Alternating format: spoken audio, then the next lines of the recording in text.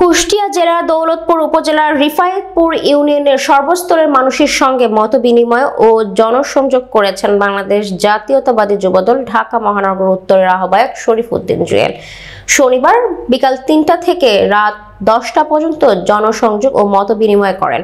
দৌলতপুর উপজেলা যুবদল এই অনুষ্ঠানের আয়োজন করে। রিফায়েতপুর ইউনিয়নের রিফায়েতপুর বাজার, ঘোড়ামারা বাজার, ভেড়ামারা বাজারের সর্বস্তরের মানুষের সাথে মত বিনিময় ও চোয়া মল্লিক পাড়া বাজারে সংক্ষিপ্ত আলোচনা সভা অনুষ্ঠিত হয়।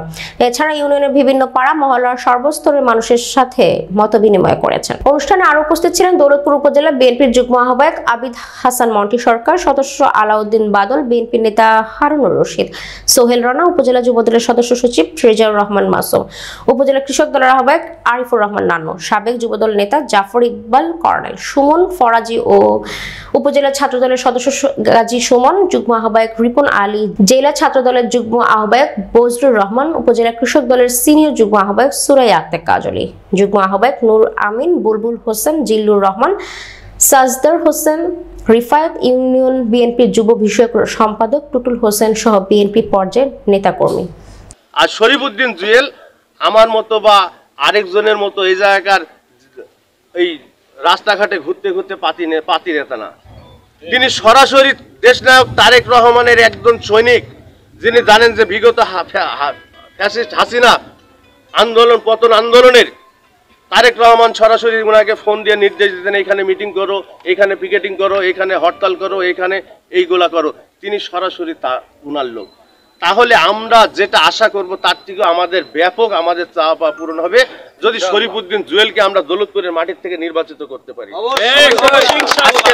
আমরা আগামী ফেব্রুয়ারি মাসের জাতীয় নির্বাচন হওয়ার যে আমরা একটা আশা ব্যক্ত করি, সেই আশার জায়গা থেকেই আমাদের বিএনপির ভারপ্রাপ্ত চেয়ারম্যান আমার নেতা জনাব তারেক রহমানের নির্দেশে আমরা গণসংযোগ করছি এবং প্রতিটা জায়গায় আমরা একটা মেসেজে পৌঁছে দেওয়ার চেষ্টা করছি।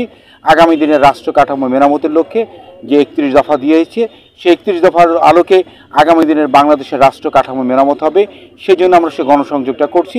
এবং পাশাপাশি বাংলাদেশের 3.5 কোটি ভোটার গত 17টি বছর তারা তাদের ভোট প্রয়োগ করতে পারেনি, আমরা সে নতুন 3.5 কোটি ভোটারদেরকে আমরা আকৃষ্ট করার চেষ্টা করছি। বাংলাদেশ জাতীয়তাবাদী দল এবং বিএনপির সম্পর্কে আমরা তাদেরকে আমরা সেই মেসেজগুলো পৌঁছে দিচ্ছি। দৌলতপুরবাসীর জন্য আপনার কোনো মেসেজ আছে? দৌলতপুরবাসী, দৌলতপুর তো আসলে আমার প্রাণের জায়গা, প্রাণ স্পন্দনের জায়গা। আমি দৌলতপুরের ছেলে।